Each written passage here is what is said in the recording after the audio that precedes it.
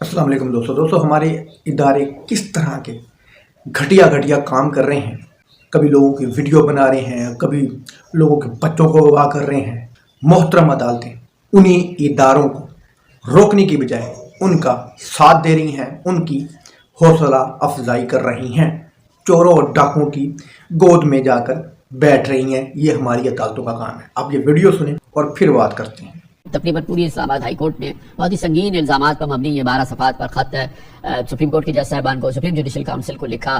اس کے بعد ظاہر ہے کہ ایک بہت ہی حساس سی صورتحال پیدا ہو گئی، اور ظاہر ہے کہ شکایت کرنے والی عدلیہ ہے، اعلیٰ عدلیہ ہے، اور جو الزامات ہیں وہ ریاستی اداروں پہ لگ رہے ہیں. اور اس کے بعد جو فیصلہ کیا گیا اس کے تحت ایک کمیشن بنانا اور اس کے سد باب کے لیے بھی اقدامات کیے گئے. آپ کو مجموعی طور پہ اطمینان ہوا اس ریزولوشن کا جس طریقے سے یہ ہوئی ہے؟ میرے خیال میں اس مسئلے کو اور کمپلیکیٹ کر دیا گیا ہے by the formation of this commission.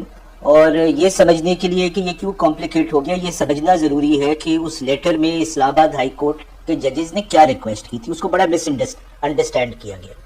Us letter میں کہیں یہ ریکویسٹ نہیں کی گئی ہے کہ یہ جو executive through its agencies interfere کر رہے ہیں ان کو انویسٹیگیٹ کیا جائے اور ان کو پنش کیا جائے. یہ کوئی ریکویسٹ نہیں ہے اس لیٹر میں. اس ریکویسٹ کی اس لیٹر میں بنیادی ریکویسٹ جو ہے کامران صاحب وہ یہ ہے کہ ججز نے یہ کہا ہے اپنے پہلے پیراگراف میں بھی اور لاسٹ پیراگراف میں بھی کہ جب اس قسم کی انٹرفیئرنس ہوتی ہے تو سپریم جوڈیشل کونسل جس کا یہ کام ہے کہ وہ ججز کا کوڈ آف کنڈکٹ انفورس کرے، وہ ہمیں گائیڈ کرے کہ جب اس قسم کی انٹرفیئرنس ہوتی ہے ایگزیکٹو کی طرف سے تھرو اٹس ایجنسیز تو ہم کس طرح رسپونڈ کریں. ہم انڈیویجولی رسپونڈ کریں، ہم کلیکٹیولی رسپونڈ کریں.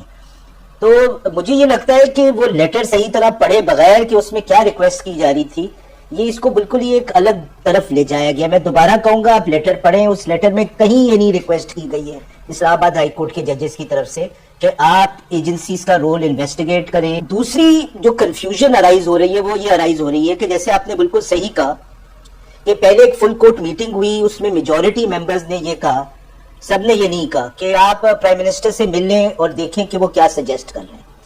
پھر جو اس میٹنگ میں ہوا ہے اس میں ایک کنفیوژن ہے.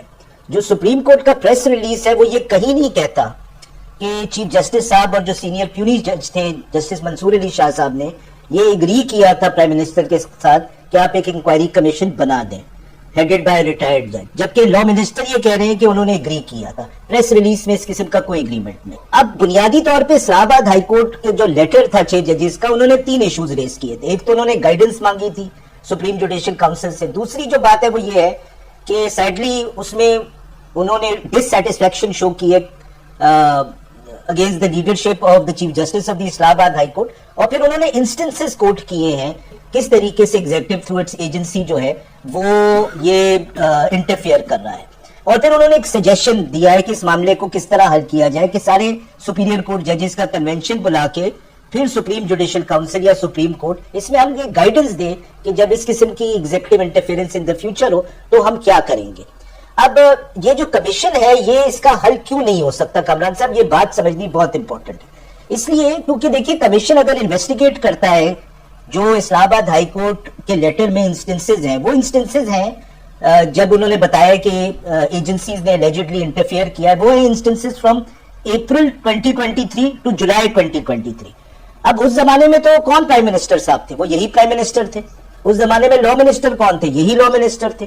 اب یہ بڑی عجیب سی اور ایبسرڈ بات ہے کہ جو لوگ بیسکلی ہیڈ کرتے ہیں agency, because the prime minister is in charge of what ever intelligence agencies, تو یہ ایلیگیشنز تو لیٹر میں ایکچولی اس سٹنگ گورنمنٹ کے خلاف ہے اور لا منسٹر کا اس میں رول ہے. اب آپ ان سے یہ کہہ رہے ہیں کہ وہ کمیشن بنائے جو یہ انویسٹیگیٹ کریں کہ ان کے زمانے میں جو چیز ہوئی تھی وہ کس نے کی تھی، کون رسپانسبل ہے.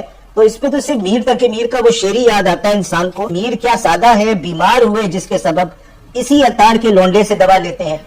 میرا نہیں خیال کہ ان 6 ججز کو قاضی فائز عیسیٰ کی عدالت کوئی انصاف دے پائے گی، کیونکہ ان 6 ججز کی الزامات کی زد میں قاضی فائز عیسیٰ صاحب بھی آ رہے ہیں.